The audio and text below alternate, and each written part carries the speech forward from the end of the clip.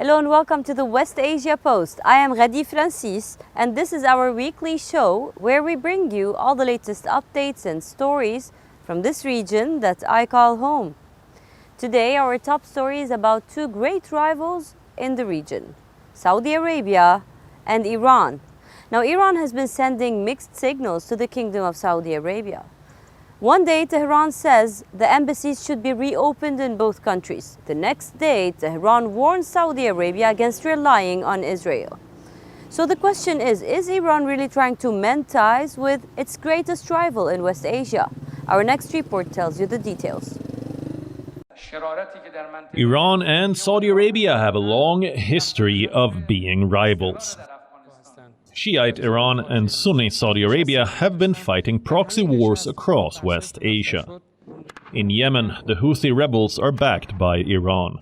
They are fighting the Saudi-backed government. Hostilities have resumed after the UN-brokered ceasefire ended earlier this month.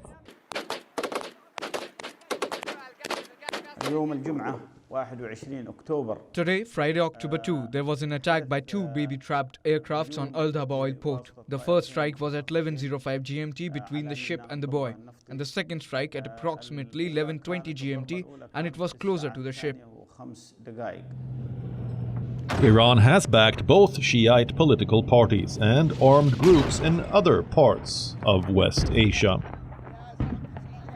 Iraq, Syria and Lebanon are all theaters of the shadow war between the two rivals. But could there be a thaw in relations between the two powers? The top commander of Iran's Revolutionary Guard warned Saudi Arabia against relying on Israel. Hussein Salami said, and I quote, "You are relying on an Israel which is collapsing, and this will be the end of your era." This was in reference to Riyadh's backing of the Abraham Accords. Israel signed the accords with the UAE and Bahrain in September 2020. The US mediated the signing of the accords. While Saudi Arabia still does not officially recognize Israel, it signaled its support of the new relations. Israel has also said it is willing to work militarily with the Gulf nations. Reports say that Iran's warning could be an attempt to humiliate Saudi Arabia. Iran has blamed the unrest in the country on foreign actors. Protests after 22-year-old Mahsa Amini's reported death in police custody continue to rock the regime. The warning to Riyadh may be another attempt to pin the blame on Israel. But it could also be a genuine attempt to mend ties. The Iranian statement about Israel came a day after a top advisor to Iran's supreme leader called for the reopening of embassies. Ali Akbar Velayati had said, and I quote, "We are neighbors of Saudi Arabia and we must coexist." The embassies of the two countries should reopen in order to solve our problems in a better way. The embassies were closed in 2016 after mobs attacked Saudi diplomatic missions in Iran.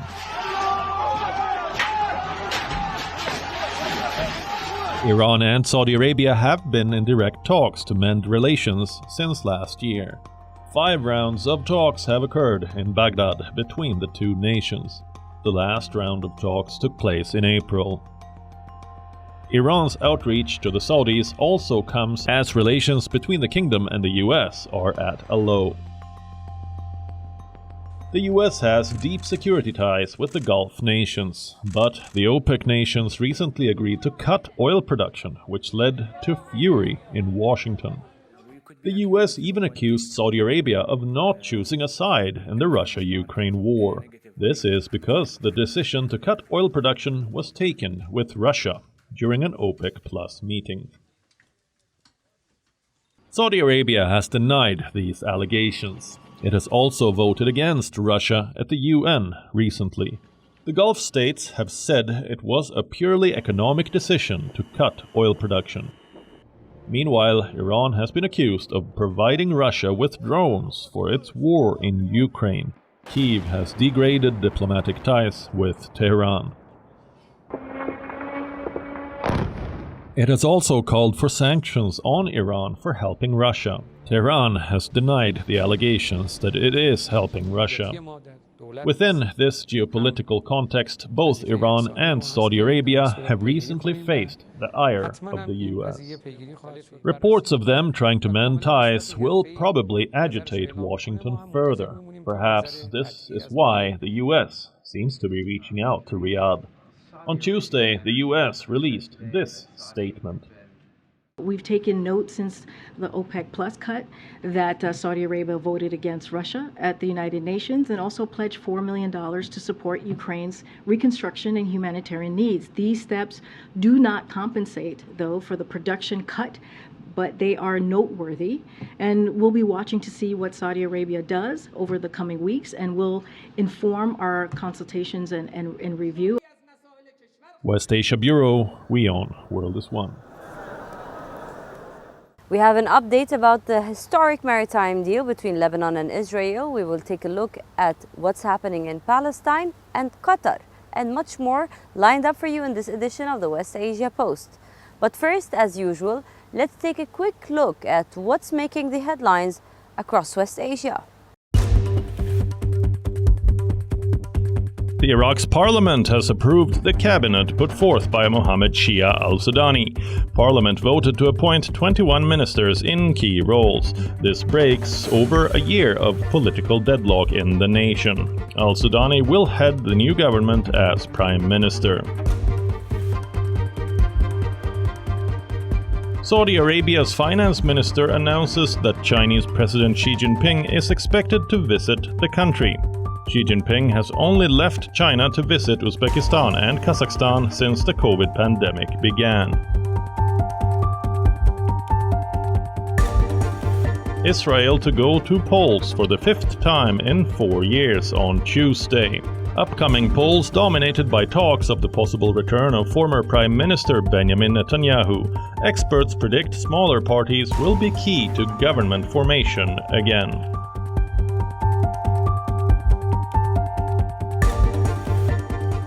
Israel and Turkey relaunch their defensive ties after 10-year hiatus. This comes 2 months after the nations renewed their diplomatic ties. Relations between the nations had ceased in 2010 after an Israeli raid on a Turkish ship.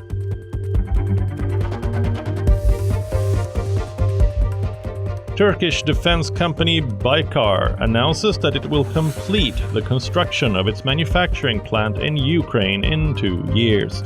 Ukraine has been using the company's Bayraktar drones against Russian forces.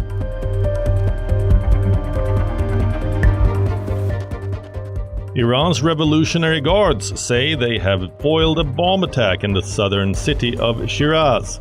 This comes 2 days after 15 people were killed after a shooting at a shrine in the city. The Islamic State claimed responsibility for Wednesday's deadly shooting. 2022 has been the deadliest year for Palestinians since 2006. Israeli forces are trying to crush a new group, Lion's Den. Palestinians blame the upcoming Israeli elections for the surge in the bloodshed. Now, in our next report, we take a closer look at what's going on in Palestine.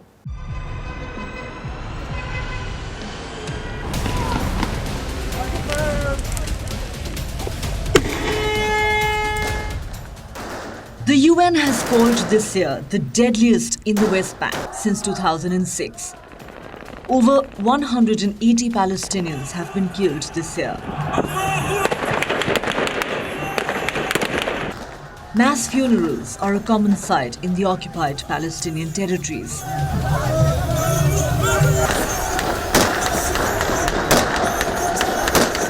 On Wednesday, 6 Palestinians were killed in Nablus during a raid by Israeli forces. This Israeli escalation is crossing all the red lines with the Palestinians. They have killed 6 people in 12 hours in Nablus, and we urge the American administration to put enough pressure and serious pressure on this Israeli government to stop this escalation.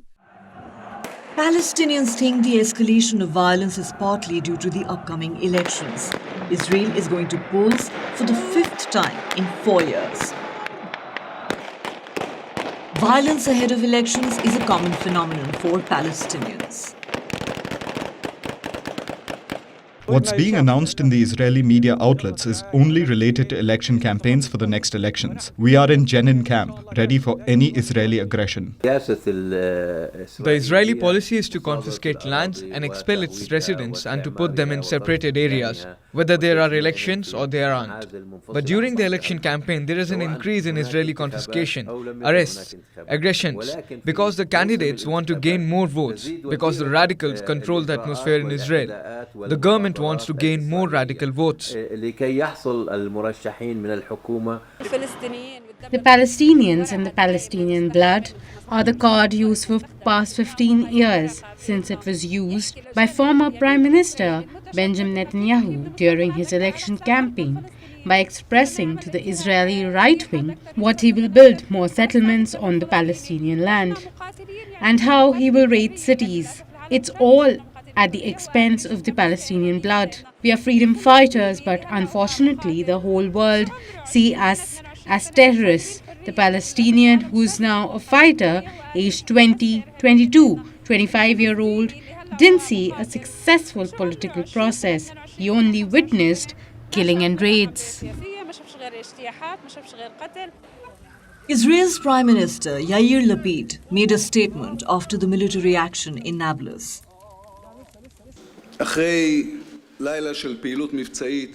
After a night of operational activity, I want to say that our goal was and remains to strike hard and continuously at terrorists and those who dispatch them in Jenin and Nablus and wherever terrorism takes root. We will not relent for a moment. We will not permit the existence of terrorist organizations that harm Israeli civilians and army soldiers. The assassination of the head of the Lion's Den organization, Wadia al-Hu, along with additional terrorists, is the result of joint efforts by the security forces, the Army, Israel Securities Authority, and the Israel National Counterterrorism Unit last night in Nablus. As part of the operation, the terrorist laboratory of the Lion's Den was severely damaged. The Lion's Den group he refers to are armed fighters. They are Palestinians who are using guerrilla tactics against the Israeli forces. They originated in the cities of Nablus and Jenin. The group has been accused of attacking Israeli checkpoints, soldiers, and settlements. The recent Israeli raids are part of an operation to break the group's hold. Reports say the operation is called Break the Wave. The group accused Israeli forces of using a motorcycle bomb to kill one of their members on Sunday. Israel did not comment on the allegation. West Asia Bureau, WION, World is One. Lebanon has signed a historic maritime deal with Israel. The deal will help both exploit oil and gas in the Mediterranean. Now, previously on the West Asia Post, we conducted an exclusive interview with the top negotiator from Lebanon's side, Ilyas Bousab. Now we bring you an update on the deal. Listen in. Israel and Lebanon have signed a historic deal. They have agreed on the demarcation of their maritime borders. The deal is historic because the two countries don't recognize each other. Yet they have agreed to this deal. We at WION conducted an exclusive interview with the lead negotiator from the Lebanese side, Deputy Speaker of the Parliament Ilyas Bousab. We let him tell you the significance of this deal. Everyone is touting this deal as historic. Why? Why is it a historic deal? It's a historic deal because we have never seen a deal between two countries. One of them, which is Lebanon, considers Israel as an enemy and we don't recognize the existence of that country. And then we negotiate indirectly through a third party without recognizing each other. We have to establish a border, a maritime border, and agree that this is our border, and agree that we will have to provide an opportunity to finalize the economic blocks of both sides and allow each side to work on the economic blocks in the sea.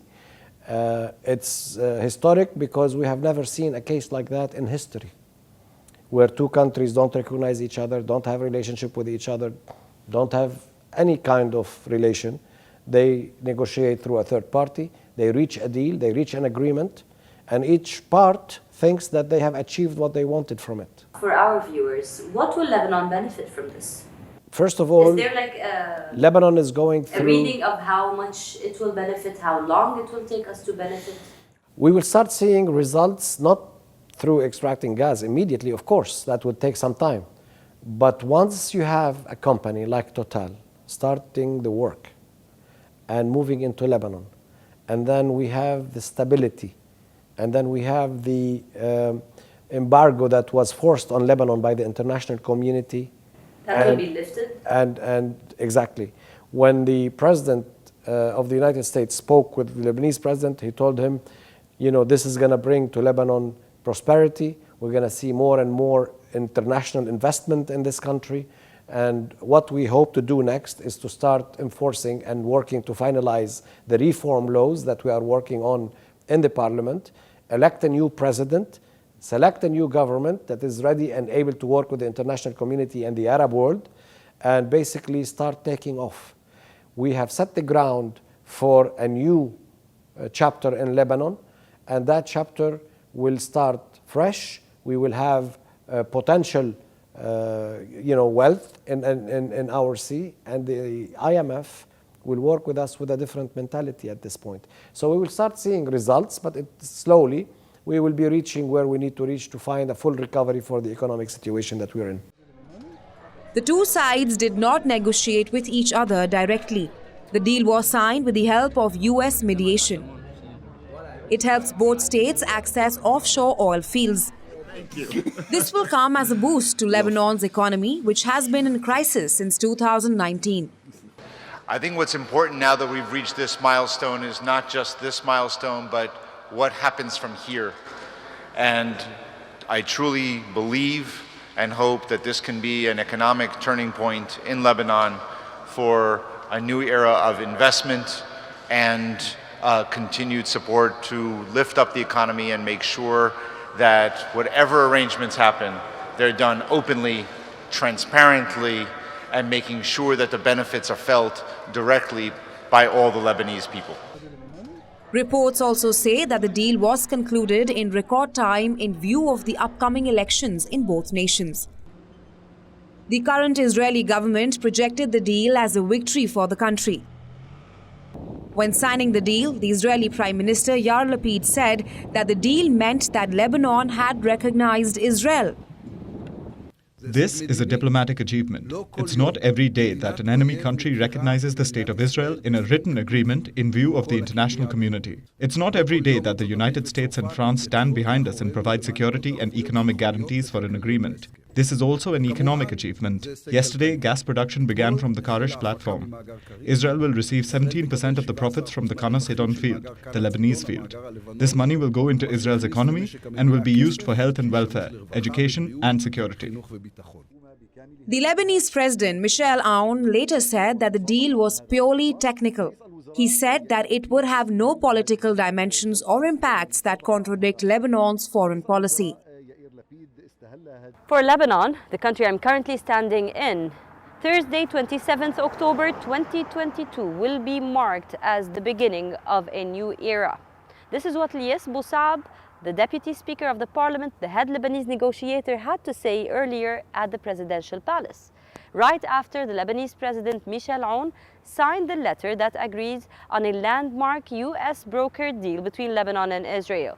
Now, the maritime border dispute has been going on for decades. These two countries don't recognize each other. This is why the deal has been touted as historic. Now, there's a lot at stake, billions of dollars in oil and gas. But the question is, for a country in political void, like Lebanon, where the presidency has a vague future, the government has a vague future, who'd actually implement this deal and actually help Lebanon benefit from it?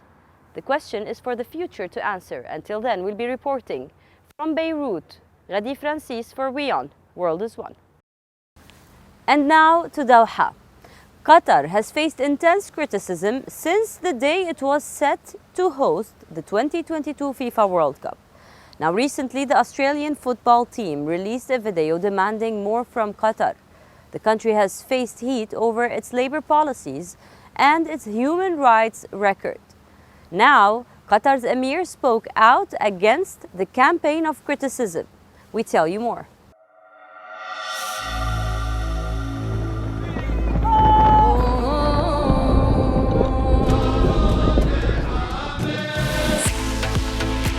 The 2022 Football World Cup begins in Qatar next week. Ever since the country won its bid to host the marquee event, it has faced criticism. Criticism about the way it treats workers. Criticism about its human rights record. Criticism about its rules on alcohol consumption. And criticism about its attitude towards the LGBTQ community. The West Asian Kingdom has had enough. Its ruler Sheikh Tamim bin Hamad Al Thani has hit out. We initially dealt with the matter in good faith and even considered some of the criticism as positive and useful in helping us develop aspects of ours that need to be developed. But it soon became clear to us that the campaign tends to continue and expand to include fabrications and double standards that was so ferocious that it has unfortunately prompted many people to question the real reasons and motives behind this campaign. The Emir's accusation of relentless criticism isn't unfounded. Let's take a look at some of the most recent criticism. We'll start with a video released by members of the Australian football team. Over the last 2 years, we have been on a journey to understand and learn more about the situation in Qatar. We are not experts, but we have listened to groups such as Amnesty, FIFA, the Supreme Committee, the International Labour Organisation, FIFPro, and most importantly, the migrant workers of Qatar. We have learned that progress has been made both on paper and in practice. The kafala system has largely been dismantled, working conditions have improved, and a minimum wage has been established. Whilst the reforms established in Qatar are an important and welcome step, their implementation remains inconsistent and requires improvement. We have learned that the decision to host the World Cup in Qatar has resulted in the suffering and in the harm of countless of our fellow workers. These migrant workers who have suffered are not just numbers.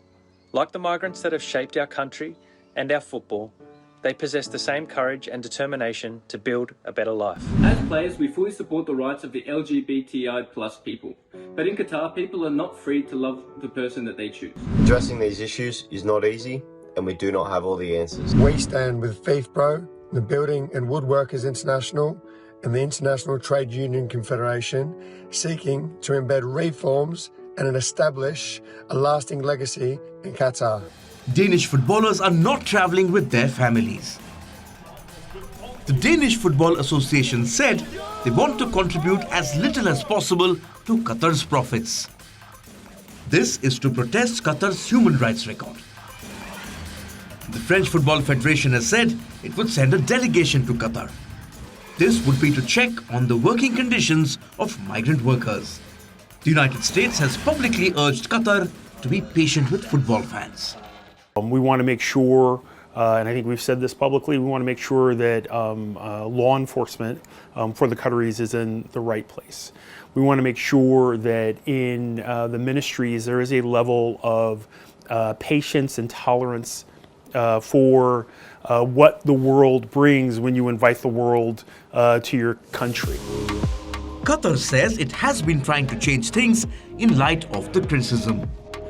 The country, which usually does not allow alcohol, will have areas for drunk fans to sober up. The country has made progress in its labour rights, though it admits there are still some lapses. It has said that LGBTQ fans coming to the country will not face persecution of any sort. But its promises have not been enough to end the criticism.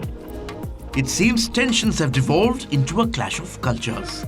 An orthodox Muslim-majority nation hosting the World Cup is dealing with the expectations of liberal Western nations. The critical nations weren't always as liberal as they are now. Qatar too has progressed and continues to move forward. But it seems the progress is not fast enough for the Western nations. West Asia Bureau, WION World is One.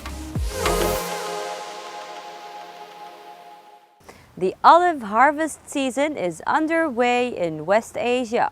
Ripe olives are being picked from trees all across the region. Olive harvest season has a special significance for Palestinians. We take you through the harvest in our next report.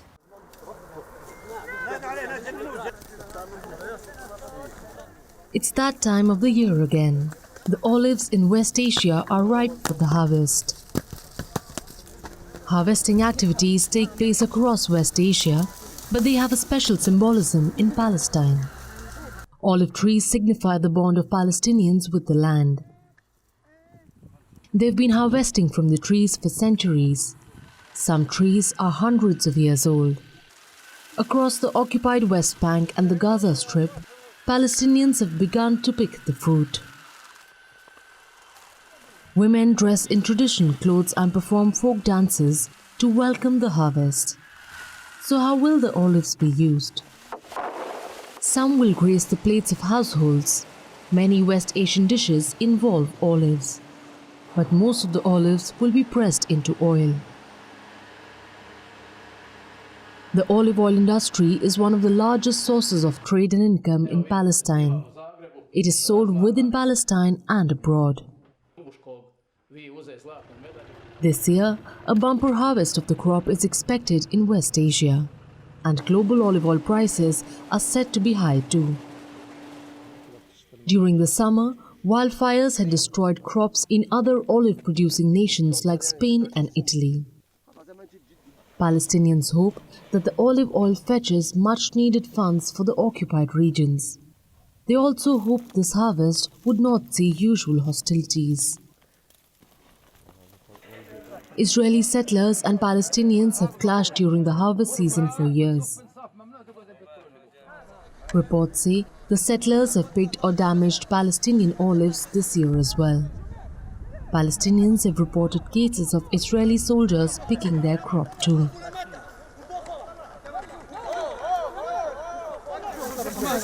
However, despite the tensions, the harvest is in full swing. Palestine isn't the only place where the olive harvest is taking place. From Turkey to Oman, olives are getting picked. All of West Asia hopes to profit from the oil-rich fruit. West Asia Bureau, WION World is One. That's all we have for you on this episode of the West Asia Post. I will see you next week with a brand new lineup, bringing you more stories from the world's most volatile region. Until then, stay safe. I am Radi Francis, and you're watching WION World is One.